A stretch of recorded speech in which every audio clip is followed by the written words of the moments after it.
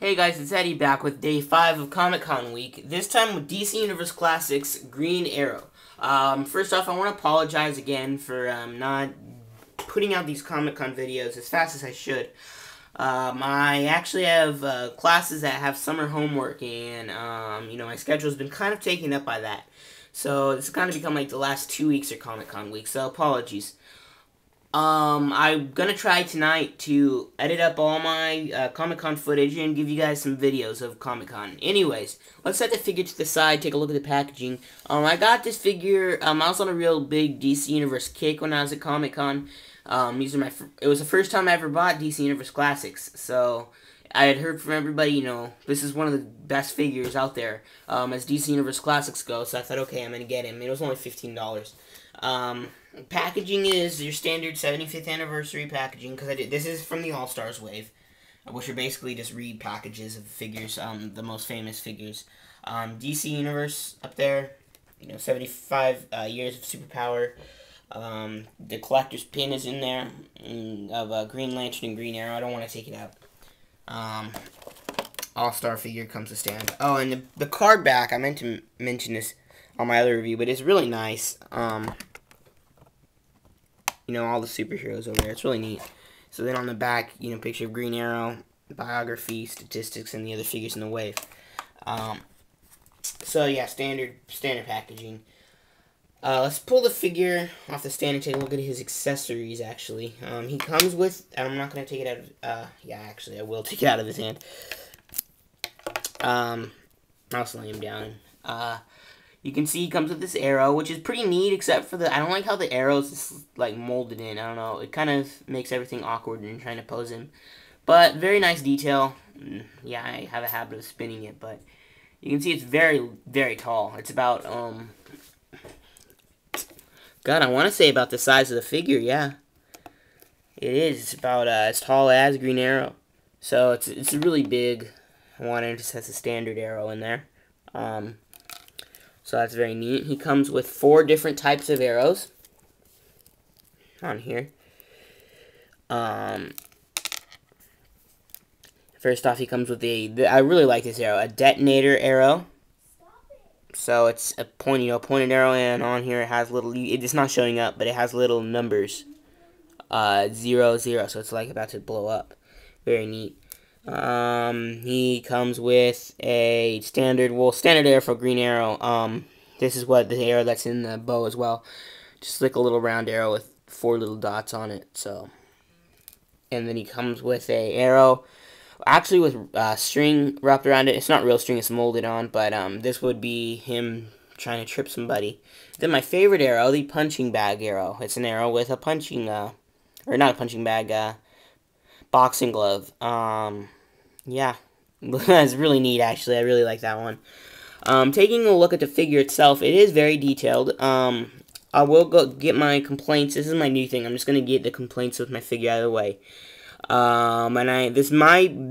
These complaints actually might be my fault. I'm not sure. But this was left in the sun for a little bit while I was visiting. My uncle and me were visiting a friend. Down south, Southern California, so it was really hot, and this was left in the window. So, I did, get some paint error. This is actually my fault, because when I got it out, there was like a little bubble on here, and I pop it, basically. And I left just a tiny little nick in it. It's not a big deal. But the legs are, like, crazy loose. Like, unbelievably loose. Look at that. This might be my fault because of the sun, but I actually don't think it is, because my Green Lantern's also getting loose, and that was in the bag the whole time.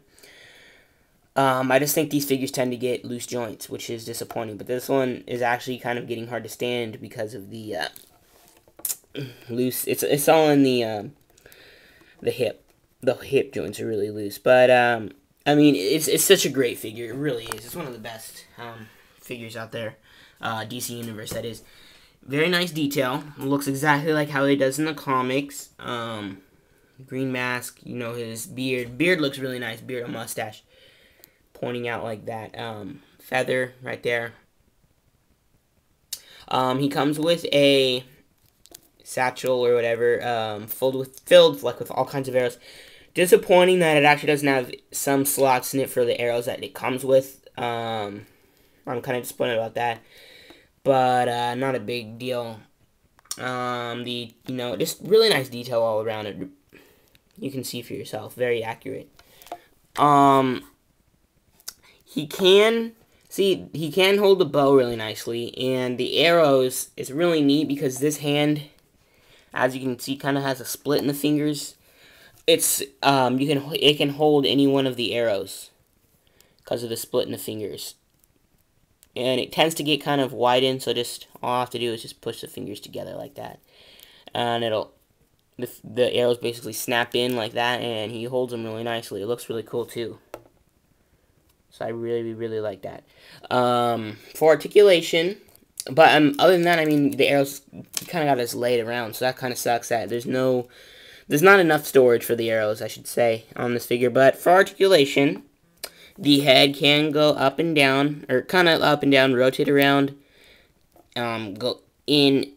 I'm gonna get my elbow off the table. It's making the camera wiggle. Anyways, go in and out at the elbow, rotate around, rotate at the bicep, bend at one point on the elbow. The hands actually rotate around and go in and out, which is not, I wish they would do on every one of these, but it's because of the arrows and the poses you would have them in holding the bow that these go in and out as well.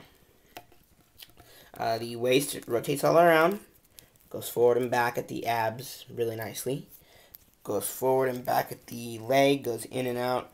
It rotates at the bicep, bends at one point at the knee, and bends, pivots at the ankle. So, very nice articulation on this figure. Standard DC Universe Classics articulation. So, overall, this is an absolutely great figure to me. Really nice. Definitely recommend it to any DC Universe Classics collector. If you don't have this figure, I actually don't really think you're that serious into collecting these figures. That's just me, though. I mean, this is definitely a must-have. It just is. It's a really great figure. Definitely stay tuned for more Comic-Con videos, because the next review I'm going to have up is, in my opinion, the best exclusive at the convention. Yeah, that's all I'm going to say. Just stay tuned. Trust me. Stay tuned. God, I was about to do my intro again. Just stay tuned for more Comic-Con videos, and this is Eddie, signing out.